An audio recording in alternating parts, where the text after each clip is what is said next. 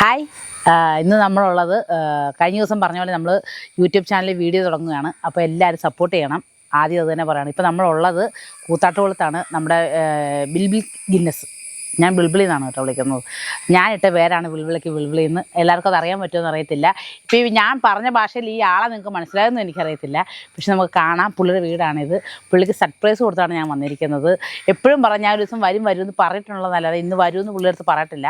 അപ്പോൾ നമ്മളിന്ന് പുള്ളിക്ക് ഒരു സർപ്രൈസ് കൊടുക്കാം. വാ.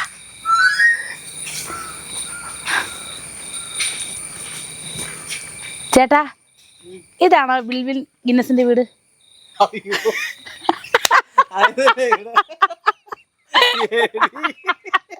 എന്നാണ് വിശേഷം? എന്നാണ്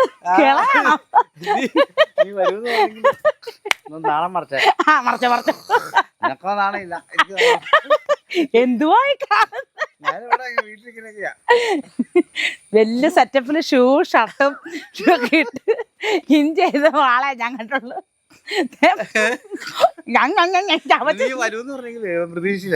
അങ്ങനെ വേണം വരാൻ. അല്ല ഇതെല്ലാം പറഞ്ഞറിയിച്ച് നിങ്ങളോട് എല്ലാം ഉണ്ടാക്കി വെച്ചിട്ടാണ് എല്ലാരും. ഞാൻ ബിൽബിളിയുടെ വീട്. ഇതാണ് നമ്മുടെ സാമ്രാജ്യം. ആരൊക്കെയാണ് ബിൽബിളിയുടെ? ഇവിടെ ഞാൻ എന്റെ അളിയന്റെ ഭാര്യ, മോൻ. അളിയന്റെ ഭാര്യ ഇവിടെ ഉണ്ടെന്നാണോ? അളിയന്റെ ഭാര്യ എന്ന് പറയുമ്പോ ഈ പിള്ളേർ ആരായിട്ട് വരുന്നത്? വൈഫായിട്ട് വരും. പിന്നെ ഇതൊക്കെ എന്റെ ബിൽബിളിയുടെ സാമ്രാജ്യം കേട്ടോ അതൊക്കെ. ഇതിലൊക്കെ എല്ലാത്തിനും ഓരോത്തിനും പേരുണ്ട്, പേരൊക്കെ ഉണ്ട്. ഇത് കുഞ്ഞനും കുട്ടനും. എന്തി അത് ചക്കര, പഞ്ചമി, അങ്ങനെ പോകും. ഇത് ദത്തൻ. ദത്തൻ അവന് ചിരി കുശുമ്പനാ. സരസമ്മ. ഇത് സരസമ്മ സരസപ്പൻ ഉണ്ടായിരുന്നു കേട്ടോ. സരസമ്മ ചത്തുപോയി. ഒരു വിധവയാണ് ഇപ്പൊ കിടക്കുന്നത്. ഇത് വിധവനാണ് കിടക്കുന്നത്. വിധവനാണ്. ഇത് പിന്നെ ചത്തില്ല. ഇത് മുന്ന ആണോ? കാബോളി വേലയാണോ? കാബൂളി വേല മുന്ന കടിച്ചു തിന്നുന്നു. ഇത് 4 പേരുണ്ടായിരുന്നേ. അതൊക്കെ ചത്തുപോയി. അപ്പൊ ഞാനാണ്ട് കൊന്നാന്നുള്ള വൈരാഗ്യബുദ്ധിയാണ്. ഞാൻ തിന്നല്ലോ.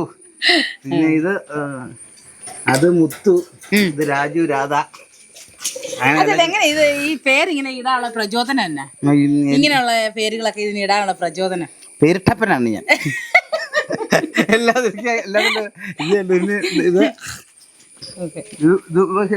ചിരിക്കല്ലേ? ഇല്ല, ഇത് SC.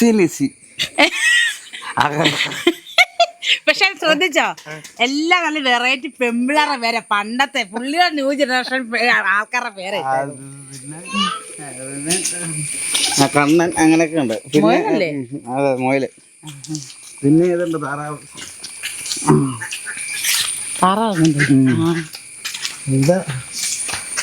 ഇതിന് ഓരോ പേരാണ്. ആ കറുത്തത് ചെമ്പകം. പിന്നെ പാർത്ഥൻ. ഇത് കുസുമം, കോമളം. കോമളനും കുസുമവും അങ്ങനെയൊക്കെയാണ് ഇതിന്റെ പേര്. നമ്മള് വീടൊക്കെ ഉണ്ടല്ലേ? പ്രദേശമൊക്കെ ഇഷ്ടപ്പെട്ടോ? ഈ ബിൽബിച്ചിനെ ഞാനാട്ടോ ബിൽബിളിന്ന് പേരിട്ടെ. ഇപ്പൊ ഒരുമാതിരിപ്പെട്ട എല്ലാരും ബിൽബിച്ചിനെ ബിൽബിളിന്നാ വിളിക്കുന്നത് അല്ലേ? ഏകദേശം ഞാൻ ഇട്ട പേര് എനിക്ക് ബിൽബിച്ചത് കിട്ടുന്നില്ലായിരുന്നു. അങ്ങനെ ഞാൻ ഇട്ട പേരെ ബിൽബിളി. ഇഷ്ടായ പേര്?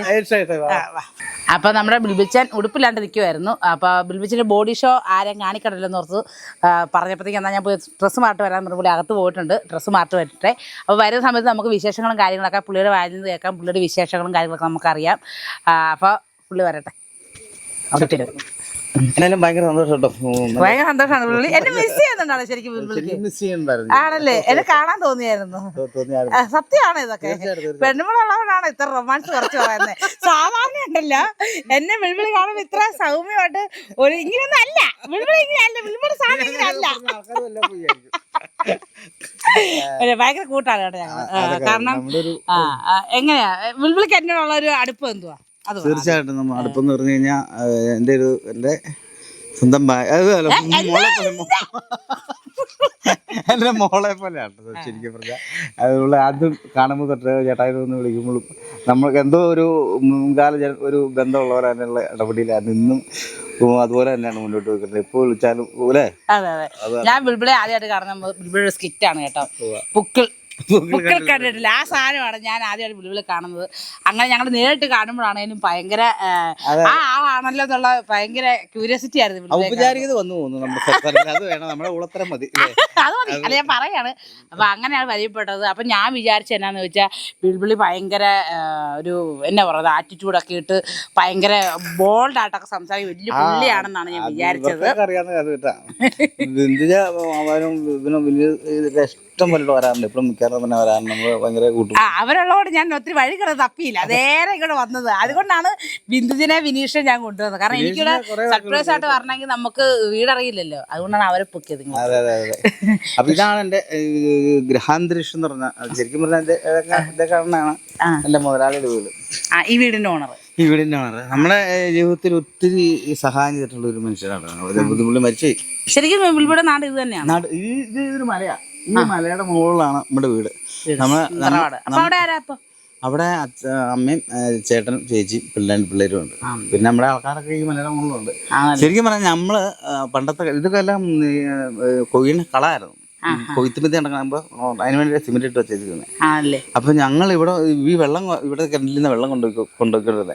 വെള്ളം കോരാനായിട്ടും ഇവിടെ ടി വി വീട്ടിലുള്ളൂ. ഒരു ലോഡ് ആൾക്കാരിങ്ങനെ നിലനിന്ന് ടി വി കാണാൻ വന്ന വീടാണ്. അവിടെ എനിക്ക് താമസിക്കാൻ പറ്റി. പിന്നെ പുള്ളി എന്ന് പറഞ്ഞാൽ ഭയങ്കര ഇഷ്ടമായിരുന്നു കേട്ടോ. അവർ ആ ഫാമിലി മുഴുവൻ നമുക്ക്, എൻ്റെ ഭാര്യയും ഗുരുക്കന്മാരും അവരും കഴിഞ്ഞാൽ ഏറ്റവും കൂടുതൽ ഹെൽപ്പ് ചെയ്തിട്ടുള്ള മനുഷ്യരും ഫാമിലി. അത് അവരാണ് അവർ പിന്നെ ഒരു കൂടപ്പുറപ്പനപ്പനായിരുന്നു പുള്ളി. അവർക്ക് വണ്ടി ഉണ്ടായിരുന്നു. ചേട്ടന് ഇച്ചിരി അസുഖമുള്ള കൊണ്ടുപോകാനും ഇതൊക്കെ ഞാൻ പോയിക്കൊണ്ടിരുന്നത്. ഒരു വർഷം കഴിഞ്ഞ് മരിച്ചു പോയിട്ടു. എന്നാലും പിള്ളേരും ചേച്ചി ഇവിടെ ഇല്ല. 2 പെൺമക്കളുണ്ട്. അവർ 2 പേരും കെട്ടിച്ചിട്ടുണ്ട്, വിട്ടതാണ്. പിന്നെ മോൻ ഇംഗ്ലണ്ടിൽ, ചേച്ചിനെ അങ്ങോട്ട് കൊണ്ടുപോയി. അന്നേരം വിളിക്കും, കാര്യങ്ങളൊക്കെ കുറേയൊക്കെ ചെയ്യും. ഇതേ ഇങ്ങനെ നിൽക്കുന്ന ഒരു കോമഡി ആർട്ടിസ്റ്റ് മാത്രമല്ല ബിൽബിളി, മ്യൂസിക്, കീബോർഡ് യൂസ് ചെയ്യുന്ന ഒരാളാണ് കേട്ടോ. ചേച്ചിനെ വിളിക്കണ്ടേ? ചേച്ചിനെ വിളിക്കാം. അത് പെട്ടെന്നൊരു ചേച്ചിനെ വിളി. അവിടെ അടുത്തുണ്ടോന്ന് അറിയാനായിട്ടോ ഊളത്തരം പറഞ്ഞു.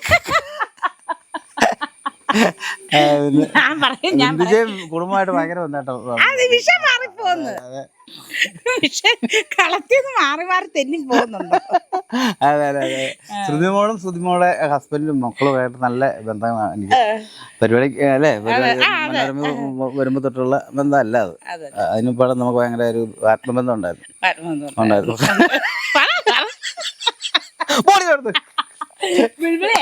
പ്രാവശ്യം എന്നെ ഫോൺ ചെയ്തു, സുധിമോളെ എവിടെയാടി? ഞാൻ പറഞ്ഞു ഞാൻ വീട്ടിലുണ്ട്, നീ ഒന്ന് വീഡിയോ കോൾ ചെയ്തു, എനിക്ക് പിള്ളേരെയൊക്കെ ഒന്ന് കാണണം. ഞാൻ ശരി വീഡിയോ കോൾ ചെയ്യാം.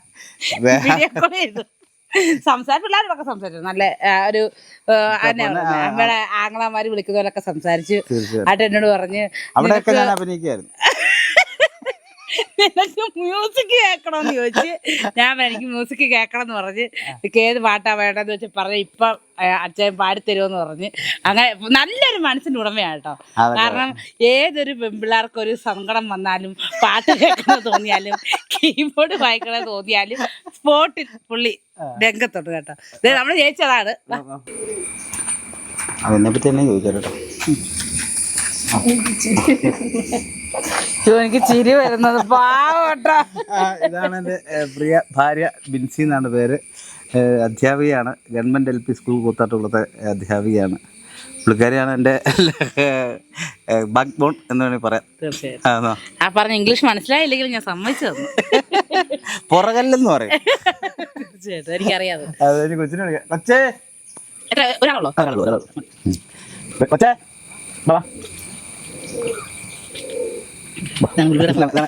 എൻ്റെ മോൻ ശ്രാവൺ ഡിഗ്രിക്ക് പഠിക്കുന്നു. പുള്ളി മൾട്ടിമീഡിയ എന്ന് പറഞ്ഞ കോഴ്സാണ് പഠിക്കുന്നത്. ഞാൻ പറഞ്ഞിട്ടൊന്നുമല്ല കേട്ടോ. പുള്ളിയുടെ തന്നെ താല്പര്യം ഇതൊക്കെ കണ്ടും കേട്ടിട്ടായിരിക്കും. എന്നാലും കുറച്ച് എഡിറ്റിങ് കാര്യങ്ങളും അങ്ങനെയുള്ള പരിപാടികളൊക്കെ കുറച്ചൊക്കെ ചെയ്യാറുണ്ട്. അത് കുഞ്ഞിലായിട്ട് ഉണ്ടായപ്പോൾ തൊട്ട് കമ്പ്യൂട്ടറിൽ കുത്തിയിരിക്കണം. അതെ, അങ്ങനെയാണ് ഇപ്പോൾ ബോധങ്ങൾ ഇത് പഠിച്ചുകൊണ്ടിരിക്കുന്നത്. ഇതാണ് എൻ്റെ ഫാമിലി. ചെറിയൊരു നമ്മുടെ ബിൽബിളിൽ ചെറിയൊരു കുടുംബമാണ് ഈ കാണുന്നത്. അതെ അതെ അതെ. ഒത്തിരി ചേച്ചി പറഞ്ഞു എനിക്ക് അത് സംസാരിക്കാനൊക്കെ പേടിയാണെന്ന്. പക്ഷെ നല്ല കൂട്ടാണ്. ഞാൻ ഫോണിൽ കൂടെ ഒക്കെ സംസാരിച്ചിട്ടുണ്ട് ചേച്ചി. അല്ലെ, കാണുന്ന നേരിട്ട് ആദ്യമായിട്ടാണെന്നുള്ളൂ. അതെ, ആശയം വെച്ച് കണ്ടെങ്കിൽ ഞാൻ ഓർക്കുന്നില്ല, മനസ്സിലില്ലായിരുന്നു. ഇപ്പോഴാണ് കാണുന്നത്. പാവ ഒരു ഫാമിലിയാണ്. ഈ മനുഷ്യന്റെ ഭാഗ്യമാണ് ഇങ്ങനെ ഒരു ഭാര്യനെ കിട്ടിയത്. ഇതാണ് ഈ സ്വഭാവം. എനിക്ക് ഇത് കേൾക്കുമ്പോൾ കലിപ്പും വരും. എനിക്ക് അങ്ങനത്തെ ഒരു വർത്താനം ഏതാ അതെന്താ അങ്ങനെ ഒരു സംസാരം? അവള് ജോലിയുള്ള കാരണം ഒരുപാട് പേര് ഇങ്ങനെ പറയാറുണ്ട്. അത് പഠിക്കണമായിരുന്നു. മാവലിറങ്ങി പെണ്ണുങ്ങളൊക്കെ അടക്കം കൊടുക്കണം. അതൊക്കെ പഠിച്ചിരുന്നു. അതാണ് മനസ്സിലായി. പൊന്നെ എന്റെ എംടെക്കുകാരി